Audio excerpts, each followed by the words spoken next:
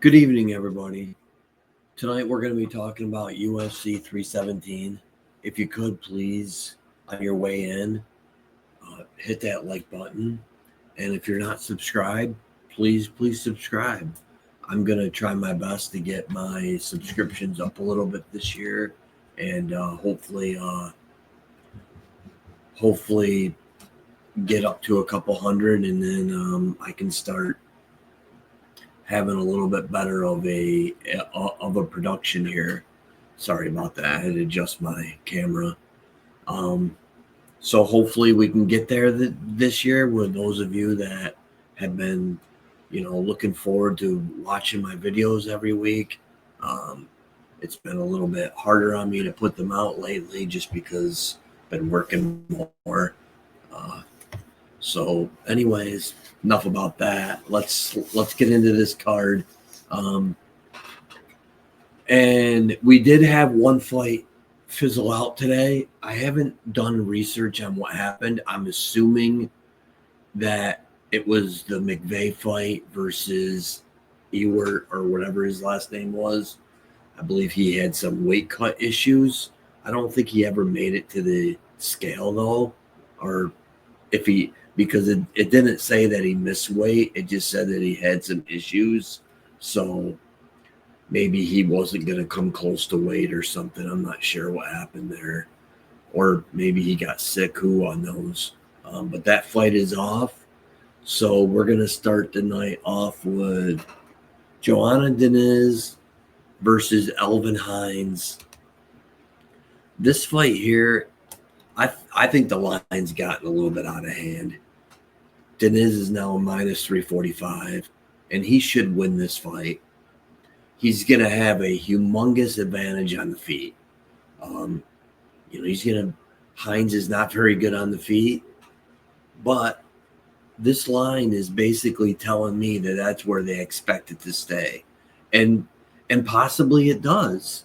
But Diniz is not very good at defending takedowns, and that's Hines' best path to victory, is to shoot takedowns and take him down to the mat for 3 rounds, or possibly get a submission. I don't have any stake on this fight at all. If I was to, I would look at the double method of Diniz by knockout or Hines by submission, but it's probably gross odds, or fight not to go the distance. But that's probably also like a minus 300. So I personally don't have anything on this fight. Our next fight is going to be Nico Price versus Jacoby Smith. I honestly feel like this is just a setup fight. It's just a fight to get Jacoby Smith a win. He's an up-and-coming prospect. I believe he's 2-0 in the UFC, if I'm not mistaken. And they're just giving him a layup. Nico Price is not very good. Jacoby Smith is going to be better everywhere. He could knock him out. He could submit him. And I don't see it lasting too long. About the only thing that has any value at all would be a first round knockout, but I'm going to stay away from that. I did use Inside the Distance as a parlay piece. The odds aren't very good, though. It's still like a minus 500.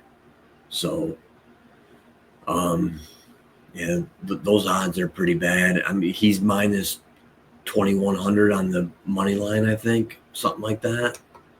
So, on to our next fight. I've got Terrence McKinney versus Borshev. This fight here, in my opinion, the line is set basically saying that they think McKinney's going to wrestle. He's a minus 180 favorite. I think on the feet, it's a little bit closer than that. And a lot of people think that McKinney's going to wrestle, but guess what? He hasn't shot in a takedown in 2 years. He hasn't successfully gotten one in almost 3 years.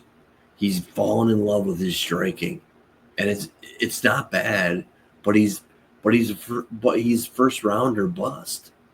And Borshev is tough as hell. You know, he's gonna fight for your money. So one of my leans, I have not bet this yet. I'm still debating on whether or not I want to, because I've seen a lot of fights with McKinney end like in the last 20 seconds of round one. And that is fight to start round two plus 105.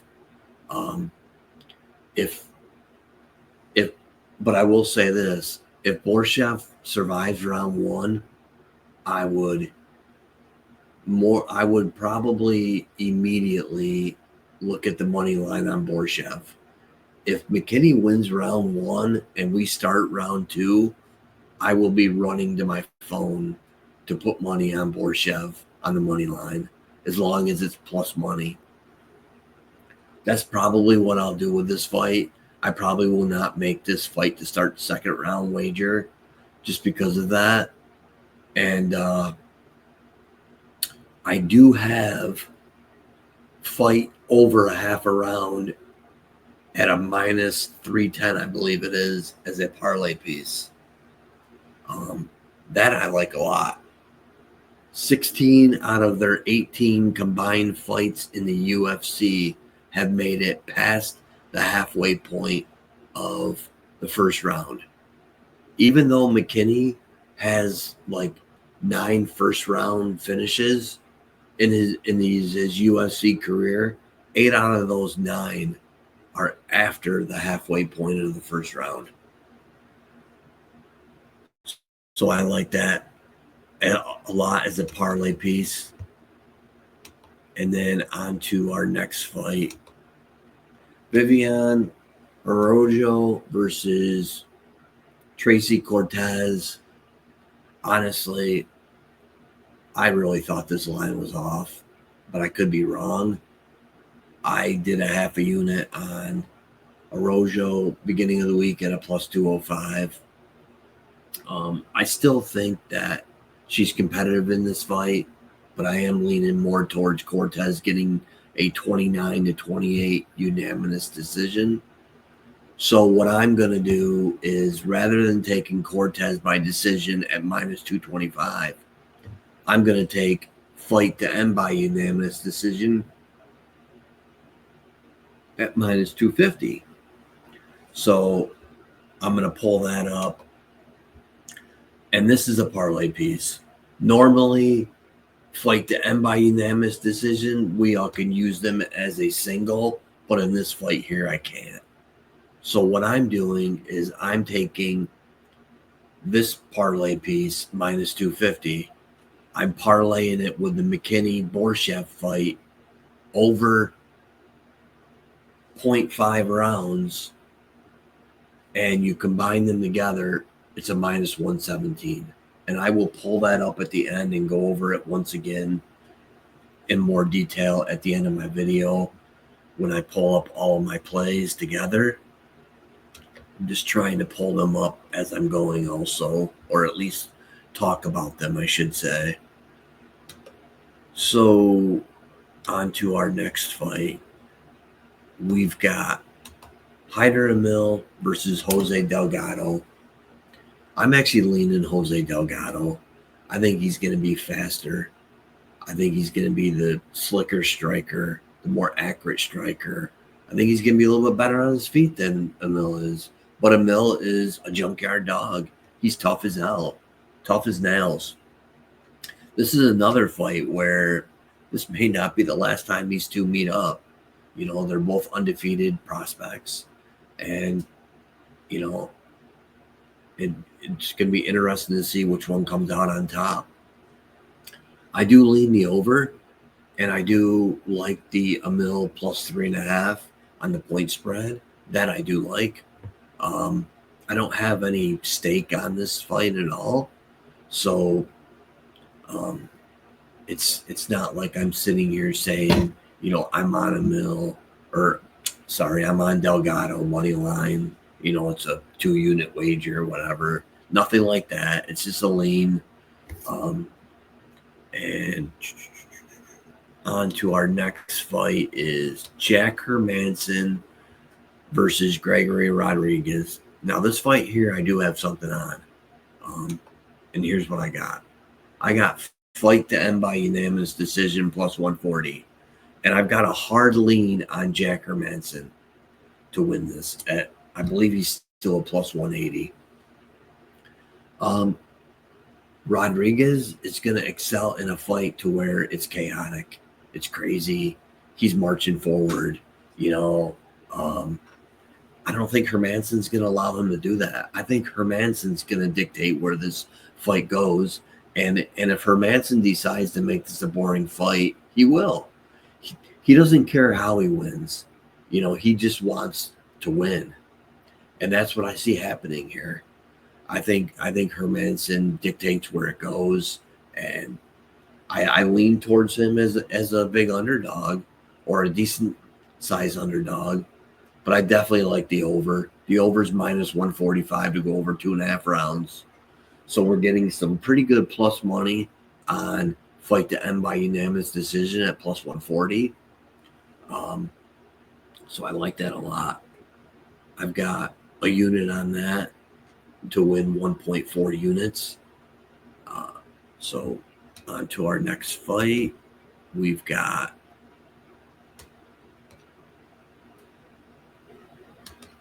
Peyton Talbot versus Felipe Lima.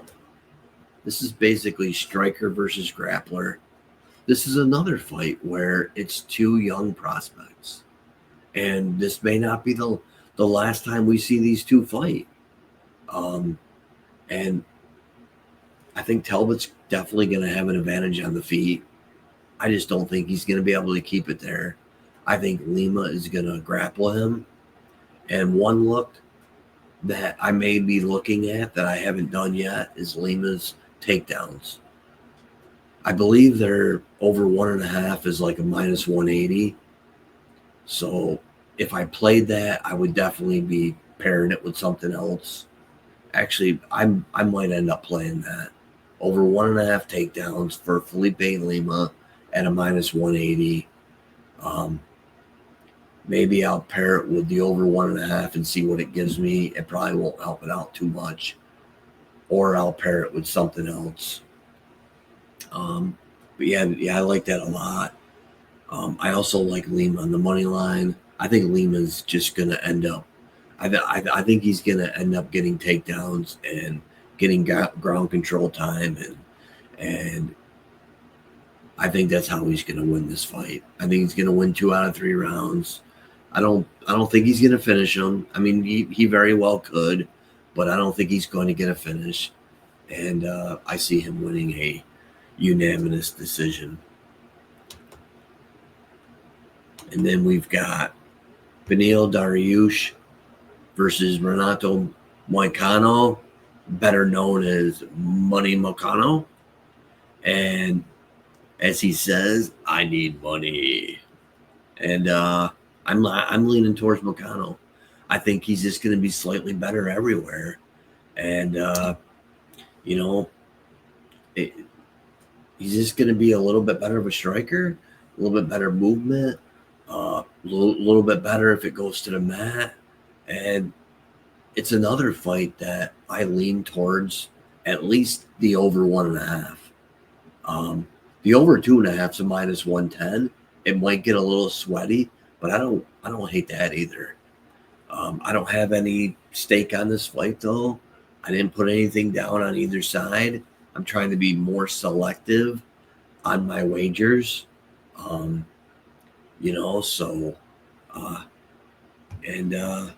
So it's just a hard lean, but I really do like Money Moicano. I probably like the over even more if you're looking for a play on the fight. And then my next one is Brandon Royval versus Joshua Van. I think this is a level check. This fight I actually do have money on, and I will pull it up right now. Oh, shoot. I really thought that I did a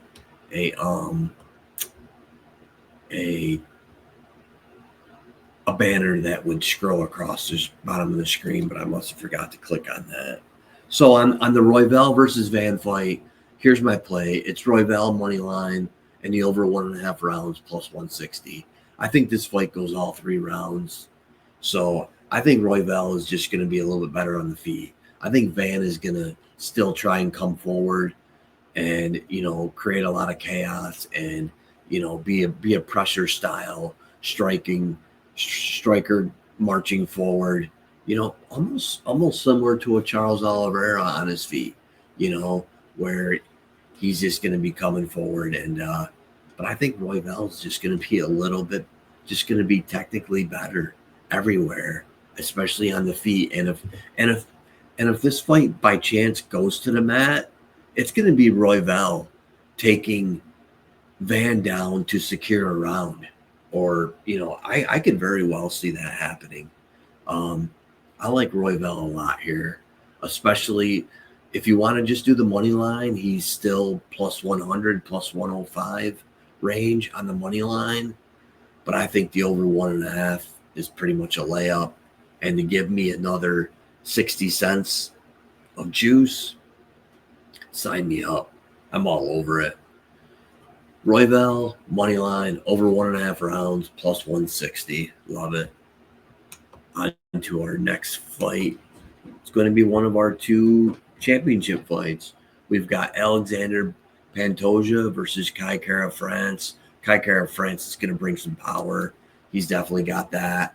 But when he's faced some of the upper fighters, the better fighters, he hasn't done very well, and he's gotten finished in majority of them. So I think Pantoja is just going to be a little bit better. He's going to be a little more precise. He's definitely going to have the grappling advantage, and I see a 3rd to 4th round finish. More than likely a submission, but I might play it safe and just take the inside the distance line. I believe it's a plus 120. I do have this as a parlay piece on the money line at a minus 278, I believe it is. So I do have that as a parlay piece. I like Pantoja to come through pretty heavily. I like him a lot. And then our main event, Ilia Topuria versus Charles Oliveira. Charles Oliveira is by far my favorite fighter. Him and Tom Aspinall. I just think Oliveira I just think he's a great dude. I put a little stock in fighters who I like to watch fight, and guys who I think are good dudes outside of the ring. And he's got the utmost respect for all of his opponents. I really like that about him a lot. I just like to do it a lot. I really do. So this pick is it kills me to even go this route, but I got to pick with my heart, and it's going to be Topuria by knockout. I'm going a little bit riskier than most. I'm doing knockout 2nd, 3rd, and 4th round on FanDuel at plus 210, and FanDuel also has a boost. And you can get this up to a plus 315 if you stick your boost onto it. Then I've got a second wager on DraftKings of Topuria over 1/2 round, under 4.5 rounds, and he must win by KO, plus 110.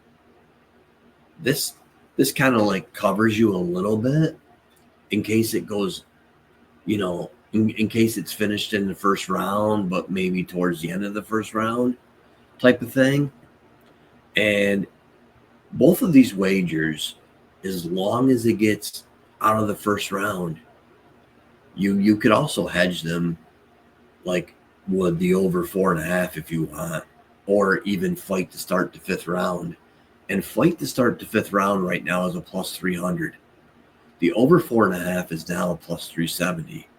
So I mean, it's not a total hedge, but I am going to put a few bucks on fight to start the 5th round just to cover my ass a little bit. I don't recommend everybody doing that. I think it's more of a personal choice on whether or not you hedge or not. Me personally, I hedge. I probably hedge more than I should, but I also I just go off of what my goals are as a UFC better. I mean, and I have certain goals that I want to meet, and so I prefer to hedge at least some of the time. Um, I just think Topuria is going to be better. I think Charles Oliveira is going to march forward like he always does, and I think eventually he's going to get caught. I do think that his height advantage and his reach advantage could take a little bit to figure out. So that's why I'm going with over half a round.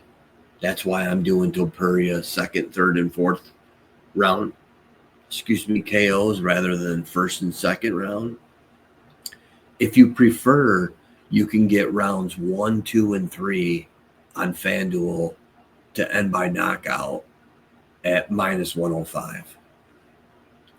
I don't necessarily hate that either, but I do have a couple dollars on the over 1.5 at minus 145 that I placed beginning of the week.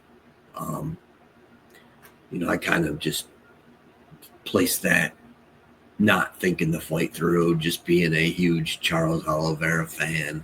So, but those are my picks for UFC 317, and now I will pull them, pull up some of the picks that I haven't talked about yet, and we will go over them.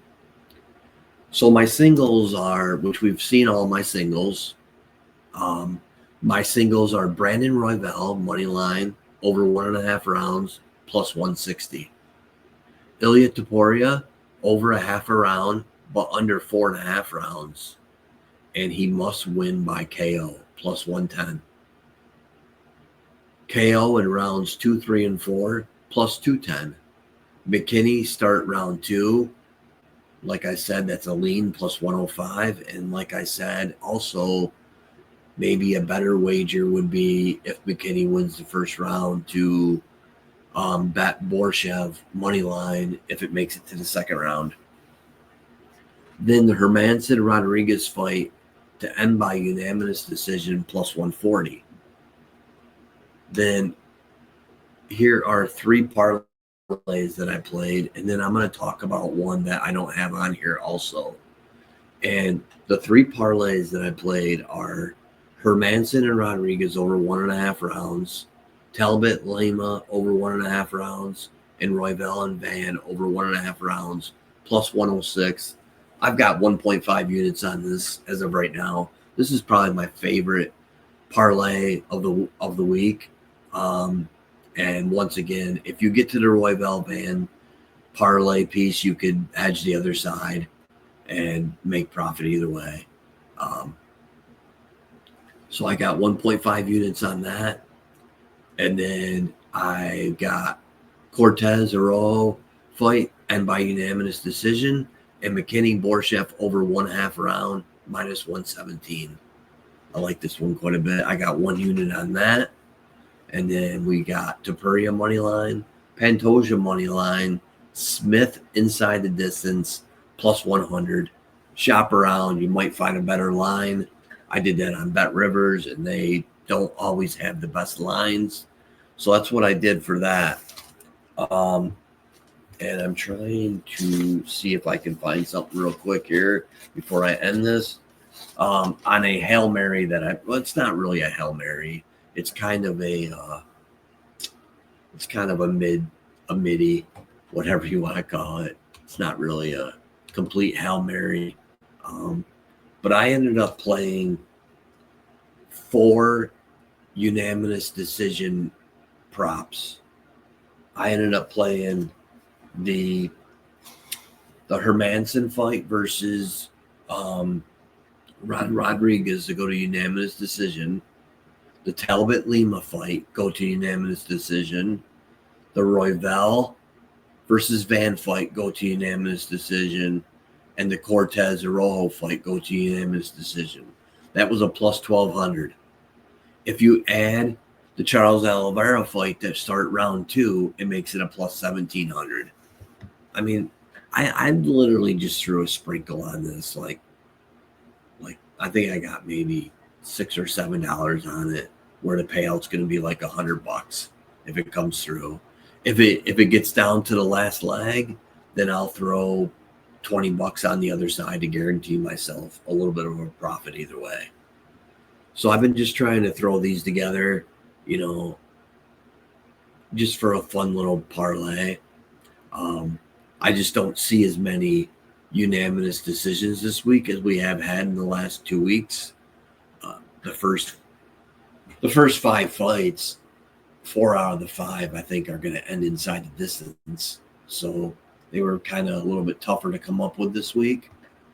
But those are my plays for UFC 317. I hope you enjoyed my video. Oh, let's do one last thing that I'm going to pull up for everybody, and I will just read it off. I'm not going to like pull it up on screen. I wish I could have. I didn't think of it until just now, though. We do have PFL tonight, and that starts in like 2 hours. And so if you see this video in time, a parlay that I do like is the Popov versus Nascimento fight over 2.5 rounds. The Stotts versus Pettis fight, Stotts on the money line. And then Fabian Edwards versus Josh Silveira, and Fabian Edwards on the money line. And that is a plus 120, I believe. If you don't have the Popov over, you could replace it with the over in the Aaron Jeffrey versus Dalton Rosta fight. That over is like minus 350. It'd probably be closer to even money if you did that. And I also do have a few bucks on Dalton Rosta to win by decision. I got that at a plus 135. I do see it's down to like a plus 105 in a lot of places. But those are a couple little PFL plays if you're interested in getting in a PFL tonight. But I hope everyone enjoyed the video, and we will see you next week. Thank you.